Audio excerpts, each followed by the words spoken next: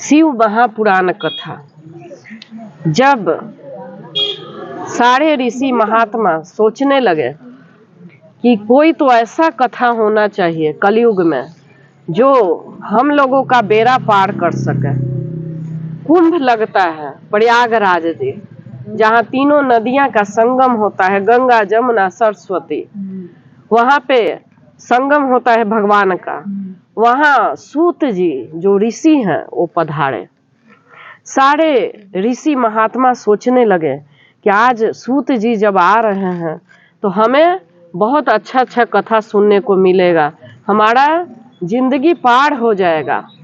और इसी आश्रय में गुरु के पास गए, सूत जी के पास गए कि हे प्रभु, ऐसा कुछ कथा कहिए जिससे हमारा जीवन पार हो जाए।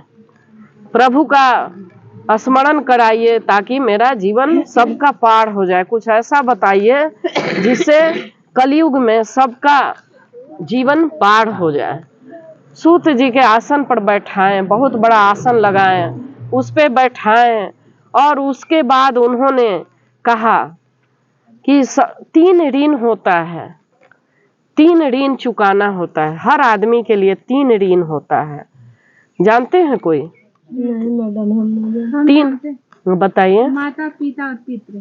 नहीं, 3 ऋण होता है। एक सही है इसमें, ऋषि पितृ ऋण, गुरु ऋण, गुरु जो होता है ना, और देव ऋण। देव ऋण, ऋण का अर्थ है, जब देव ऋण किसको कहते हैं?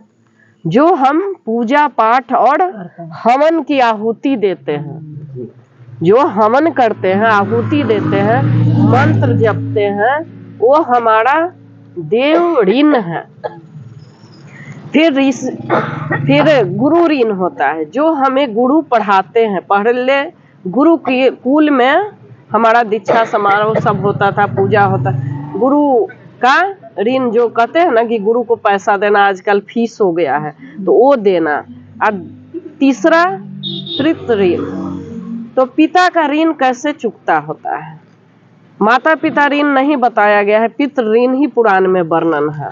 तो पितृ ऋण, जब माता पिता मरते हैं और श्राद्ध करके गया में पिंड दान देते हैं, जो भी बेटा गया में पिंड दान दे देता है वो कहता है कि हम पितृ ऋण से मुक्त हो गए, उसको पितृ ऋण कहता है। 3 ऋण हर नारी हर पुरुष पे रहता है और 3 ऋण हमें चुकाना चाहिए। गुरु का भी ऋण, देव का भी और पितृ का भी ऋण चुकाना चाहिए। तो इसी तरह उन्होंने कहा, सब ऋषि के आग्रह पर सूत जी बोले कि अब कलयुग में आने वाला है और कलयुग में कुछ ऐसा बताएं जिससे हम सबका बेड़ा पार हो जाए। बोले कि कलयुग में सिर्फ शिव का नाम, शिव का नाम ही ऐसा है जो बेड़ा पार कर देगा। जो शिव महापुराण उन्होंने सुनाना शुरू किया, जो व्यास जी लिखे थे। व्यास जी कौन? वो भी शंकर जी का ही रूप व्यास ऋषि थे। और सूत जी कहानी कहने लगे। बोले जब तक शिव महापुराण का उदय नहीं होगा तब तक किसी की मुक्ति नहीं होगी। जब तक शिव का नाम नहीं होगा तब तक कोई मुक्ति नहीं होगी। जिसके घर में शिव का नाम नहीं, पूजा नहीं, वो घर राक्षस के समान है। देखते हैं जो विष्णु जी के भी पूजा करते हैं वो भी शिव जी के पूजा जरूर करते हैं। जो इनको पूजा नहीं करेगा वो सब बेकार है। और कलयुग में जो शिव को पूजेगा उसका बेड़ा पार है। कहते हैं ना, बाबा तो भोले दानी है, बेड़ा पार करने वाले बाबा ही हैं जो भोला पार कर देते हैं, बेड़ा सबके पार कर देते। हमारे अंदर ही परमात्मा का रूप ये बैठे हुए हैं, सबके अंदर है, मेरे अंदर ही नहीं है, सबके अंदर है। तो फिर जैसे आज माता जी ने आसन लगाया, आसन हम भी एक लेके आए थे। बिना आसन के कथा पूजा नहीं करना चाहिए, चाहे कोई भी हो। अपने घर में करते हैं, सूत जी समझा रहे हैं कि बिना आसन के कोई पूजा का फल नहीं मिलता है। तो घर में जिसको आसन नहीं है तो कपड़ा भी बिछा सकते हैं। एक कपड़ा होता है उसको भी बिछा के आप रोज उस पे बैठ के पूजा करते हैं तो वह आपके आसन में जो पूजा है ना वो उसी में रह जाएगा, तो आसन में शक्ति आ जाती है। इस पे जब बैठ के हम कथा कह रहे हैं तो इस आसन में ऐसी शक्ति आ जाएगी कि इस पे बैठने वाले जो बोलेगा ना वो बात होगा, क्योंकि ये आसन हमारा नहीं है, ये आसन हमारा नहीं है, ये आसन हमारा भगवान का है। भगवान ने आसन बनाया है, हमने नहीं बनाया, किसी ने नहीं बनाया। आसन ये भगवान का है, गुरु का आसन है, जिस पे बैठेंगे तो पता है कि इस पे बैठते ही इनके करने वाले हैं, सब यही करेंगे। तो गुरु जी बताएं, सब गुरु बहना के गुरु जी बताएं कि सब भगवान की दया है, कृपा है। और आसन रख के और सुनिए कथा आप लोग। 1 महीना का कुंभ मेला होता है, उसी में शिव महापुराण का चर्चा होने लगा। बताने लगे एक ब्राह्मण, कृतनगर में एक ब्राह्मण था, बहुत ही वेश्यावृत्ति करने लगा, चोरी करने लगा, ब्राह्मण जात होके सब जगह पाप करने लगा। पैसा औरत का भी चोरी करता, औरत भी था, माँ के भी पैसा चोरी करता, जेवर चोरी करने, धीरे धीरे घर बार सब अपना चोरी करके बेचने लगा। अब वेश्यावृत्ति में लग गया, लुटाने लगा। जब लुटाने लगा तब माँ ने विरोध किया, बाप ने विरोध किया, जो उसके पिता थे ब्राह्मण के, बोले कि बेटा मैंने बहुत मेहनत से ये कमाया है और इसको मत बर्बाद करो। हर माँ बाप के यही लगता है बर्बाद न हो, तो बर्बाद न हो। इसी तरीके से उन्होंने कहा कि हे बेटा ये बर्बाद मत करो। पत्नी भी बोलने लगे, लेकिन वो ब्राह्मण माना नहीं, वो जबरदस्ती ले जाके बेच के अपना वेश्यावृत्ति धंधा करता था। एक दिन रात में सोचा कि क्यों नहीं सबको मार दे। लिया मूड़ी काटने वाला और पहले पापा को मार दिया, माने बाप को, फिर माँ को काट दिया, फिर पत्नी को काट दिया, तीनों के काट के और चल गया दूर, मतलब चल गया वेश्या के पास। वेश्या के पास गया कि जब तुम तीनों को मार दिया तो मेरा कैसा होगा। और वो बहुत तबीयत उसका खराब हो गया। चिंता भी तो होता है, जब हम पाप करते हैं तो उसके बाद ग्लानि और चिंता बढ़ जाता है, तो उसके अंदर चिंता आ गई। फिर अंतिम में कहा कि अब तो हमारे देह में कीड़ा पड़ेगा, क्या करें। तो सब भगवान के आश्रम में गया, वहां मंदिर में गया और वहीं पर प्रसाद जो भगवान पर चढ़ता था वो खाता था, वहीं रहने लगा। बहुत तबीयत खराब था। कैसे यहाँ शिव महापुराण कथा होने लगा। तो कथा में क्या होता है, मंडप सजता है, मड़वा गड़ाता है, खूब अच्छा से गांव मतलब हर जगह खबर जाता है, गोतिया भाई देवता दूर दूर तक अनाउंस होता है कि कथा हो रहा है। हम लोग तो मुंह से कह रहे हैं कथा, उसी तरह से मतलब उनका कथा होने लगा। वो पूरा शिव महापुराण कथा वो सुना, जो ब्राह्मण था जो मारा। उसके बाद उसको जम आया लेने, जो यमराज होता है लेने आया। एक तरफ शिव लोक के सारे लोग आके खड़े हो गए, बोले कि ये हमारा है, ये हमारा है, आप इसको नहीं छू सकते। जो शिव महापुराण सुन लिया, जो शिव महापुराण सुन लिया हो, उसका सारा पाप नष्ट हो जाता है। और वो भी मंदिर में जहाँ ये विराजमान है, जहाँ भोलेनाथ विराजमान है, वहाँ कथा सुन लिया तो उसका सारा पाप, मतलब तीनों का पाप, जो माता पिता का भी, पत्नी का पाप खत्म हो गया शिव महापुराण सुनने से। और उसको शिवलोक में ले गए। सूत जी जब ये कथा कहें तब सब लोग को बहुत ज्ञान हुआ कि मतलब प्रेम बढ़ा, शिव महापुराण से प्रेम बढ़ा।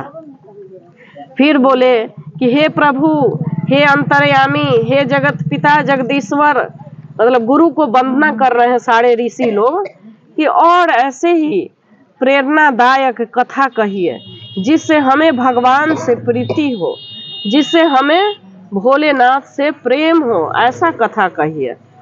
आज ये कथा सुन के मैं धन्य हो गया। अब दूसरा कथा भी हमें सुनाइए। ये विशेश्वर संहिता का ही कथा है। फर्स्ट अध्याय चल रहा है विशेश्वर संहिता। दूसरा कथा कहते हैं, सूत जी बोले कि ठीक है, मैं दूसरा कथा सुना रहा हूँ। ये भी भगवान भोलेनाथ की कथा है, सुनिए। तो बताने लगे, एक ब्राह्मण था। विशेश्वर संहिता में 2 कथा आती है। तो एक ब्राह्मण था, तो उसकी शादी हुई चंचुला नाम के, चंचुला नाम से लड़की से शादी हुई। गजब की खूबसूरत लड़की थी, बहुत ही सुंदर लड़की थी। उसके साथ उसकी शादी हुई। सुंदर भी थी, गुणवान गुणवान भी थी, बहुत ज्यादा गुणवान, हर तरफ से अच्छी थी। तो शादी हो गया, लेकिन वो कभी अपने, जो पंडित था, वो कभी अपने पत्नी को नहीं देखा, पत्नी के तरफ ताका भी नहीं करता था। वो भी वेश्यावृत्ति में मग्न रहता था। तब एक दिन, बहुत दिन बीत गए, वो बाहर ही रहता था। पत्नी का भी गलत मन में आ गया, दिमाग में, तो वो भी किसी पर पुरुष के साथ संबंध कर लिया, राजा के बेटा के साथ। एक दिन जब लड़का आया ब्राह्मण, तो देखा कि मेरी पत्नी किसी और के साथ रह रही है। बहुत मारा पीटा चंचुला को।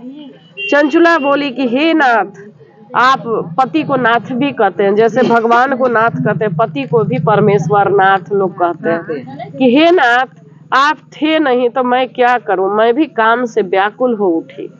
मेरे भी अंदर जवानी है, मैं सुंदर हूँ, खूबसूरत हूँ, मेरे अंदर भी लगता है कि मैं पति के संग करूं, लेकिन आप कभी आए नहीं, मेरे को छुआ तक नहीं, तो मैं अपना इच्छा कहाँ पूरा करूं।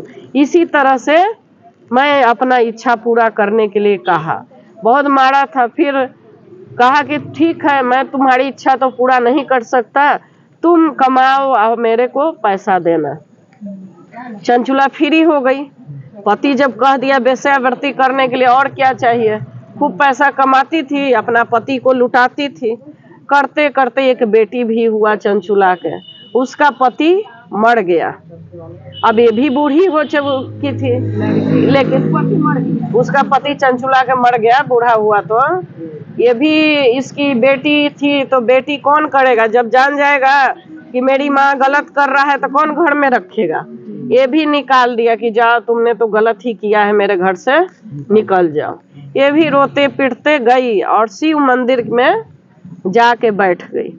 वहाँ चर्चा चल रहा था, चर्चा माने कथा चल रहा था कि जो औरत वेश्यावृत्ति करती है उसको मूसल योनि में डाला जाता है, गरम करके। चंचुला डर गई, चंचुला डर गई, कहने लगी कि इस तरह से तो मेरा जीवन नर्क हो जाएगा। किस तरह से जब मैं मरूंगा, अभी तो जीवन में लोगों से मिल रही हूँ, बात कर रही हूँ, और जब मैं मरूंगी तो मेरे को तो बचाने वाला भी कोई नहीं होगा। जब मूसल योनि में पड़ेगा उस समय, तो क्या मेरी हालत होगी। रोने लगी चंचुला। जाके जो मंदिर के पुजारी कथा कर रहे थे, उनके चरण में गिर पड़ी। बोली कि हे प्रभु, मेरे को ऐसा ऐसा मैंने पाप, घोर पाप किया है, मैंने वेश्यावृत्ति किया है, मैं गलत काम किया है, मुझे सजा दीजिए। वो बोले कि मैं सजा देने का अधिकारी नहीं हूँ, तुमने गलत किया है तो भगवान भोलेनाथ से कहो, वही तुम्हें माफ कर सकते हैं। सिर्फ यही एक भगवान है जो तुमको माफ कर सकते हैं, लेकिन फिर भी माफी नहीं मिलेगी। शिव महापुराण कथा होने वाला है, वही तुम सुनना। 4 दिन के बाद वहाँ शुरू होगा, लेकिन तुम सेवा करना, वहाँ जाके झाड़ू लगाना, पोछा करना, और गुरु महाराज आएंगे, उनका सेवा में मग्न रहना और कथा सुनना। उसी तरीके से उन्होंने सेवा किया, मंदिर के झाड़ पोछ जो भगवान पर चढ़े वो मिल जाए प्रसादी के तौर पे, वही खा के जीवन यापन करने लगी। कथा है शिव महापुराण के कहने, तो सब वो सुनी। जब सुनी तो फिर यहाँ भी यमराज आया, लेकिन शिव के भगत को यमराज थोड़े छुएगा। तो शिव लोग के आए और उनको लेके परम धाम में चले गए, जहाँ पार्वती माँ के सहेली बनी। जब ऊपर गई सहेली बनी, तब पार्वती माँ के बाल झाड़ती थी। तो एक दिन कही पार्वती माँ से कि हे माँ, आपकी मैं सेवा मतलब रोज करती हूँ, मेरे को एक आशीर्वाद दीजिए, मेरे पति को देखिए कहाँ पे है, मेरा पति कहाँ पे है, मेरे को ये देख दीजिए। तो माता ही थी, जगत जननी थी, जगत जननी थी माता, और उसके बाद जगत जननी थी माँ, और वो देखने लगी। जब देखने लगी तो देखे कि तुम्हारे एक पर्वत पर पिशाच बना हुआ है पति, पिशाच बना हुआ है तुम्हारा पति, पिशाच बना हुआ है। जब सुने तब कहे कि हे माँ, हे माँ, इनको मुक्ति कर दीजिए। तो बोले कि मुक्ति कैसे करे, मुक्ति कैसे करे इनको?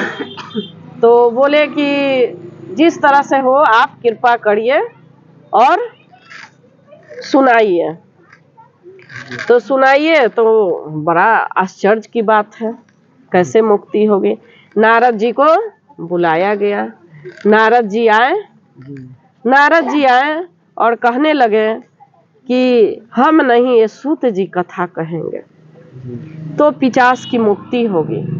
क्या हुआ कि पिशाच को गए देव मंत्र के अनुसार और पेड़ में, पीपल के पेड़ में बांधा गया मंत्र के द्वारा। इतना बड़ा पिशाच को कोई बांध नहीं सकता था, मंत्र के द्वारा उनको बांधा गया।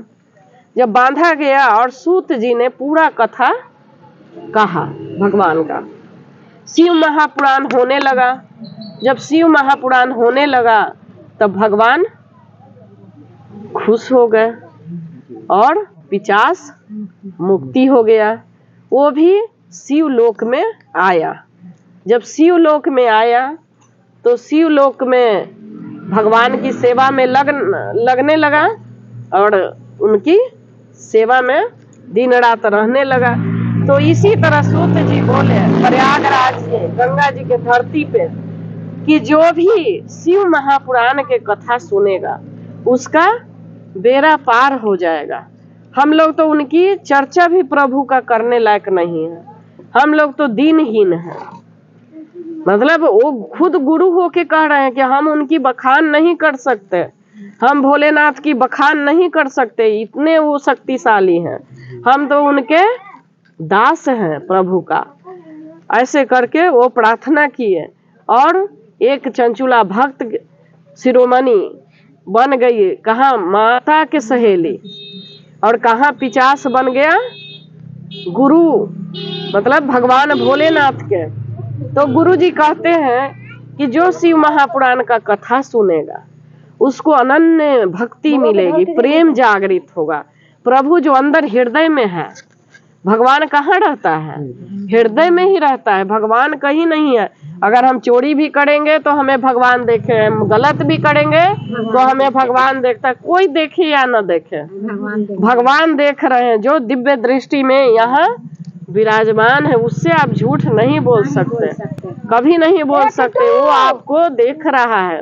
कहता है ना कि कोई न देखो, जाओ बुटवा कबाड़ के ले आओ, कहता है ना कि ये चीज करके ले आओ, लेकिन आत्मा तो देख लिया जो भगवान आपके अंदर है, तो उसके अंदर तो आपको भोगना ही पड़ेगा, वो तो आपका भोगना पड़ रहा है। लेकिन जो भी शिव महापुराण के कथा में बोलता है उसको भी भोगना पड़ता है। ये भी मैं बता दूं, मौन से इशारा करके बात किया करिए तो ठीक है, अगर कथा में बोलते हैं उससे बड़ा अपराधी कोई नहीं है, उसको भी सजा मिलता है।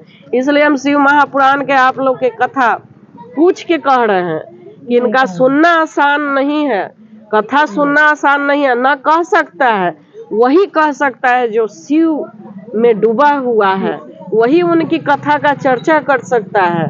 जो भोलेनाथ में डूबा हुआ है वो शिव महापुराण का कथा कह सकता है, अनन्य कोई कथा नहीं इनका कह सकता है।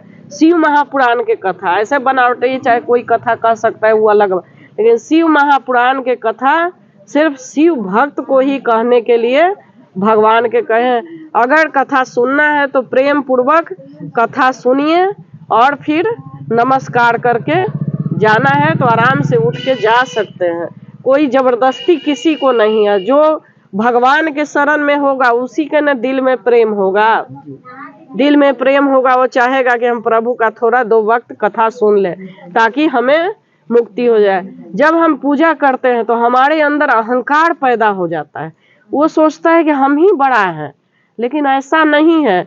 जैसे ही भक्ति जागृत होगा, जिस तरह आम का पेड़ फल से लगता है तो कैसे झुक जाता है, झुक जाता है ना। अमरूद का भी देखते हैं, बहुत फलता है तो झुक जाता है। उसी तरह जब भक्ति अंदर आने लगेगी तो आपके अंदर झुकाव होने लगेगा, आप माफ करने लगिएगा। आपके अंदर लगेगा कि वो कर रहा है तो करने दो, हम नहीं करेंगे, हम तो बचे रहेंगे, हम नहीं करेंगे, उसको करने दो। ये सब आने लगे तो आप समझिए कि आपके अंदर भोलेनाथ की कृपा बरसने लगी है। आज जब तक नहीं आ रहा है तो समझिए कि अहंकार है। हम नाम जप के, भगवान भोलेनाथ के नाम जप के आगे का करते रहे, हमें जरूर भगवान देगा। इसीलिए भगवान से सिर्फ भक्ति मांगनी चाहिए कि हमें भक्ति दीजिए प्रभु, नाम सिमरन दीजिए, हम आपका नाम दे, मतलब नाम ले और आपके शरण में पूजा करें। यहीं पर विशेश्वर संहिता समाप्त करते हैं। जय भोलेनाथ की जय भोलेनाथ, हर हर भोले।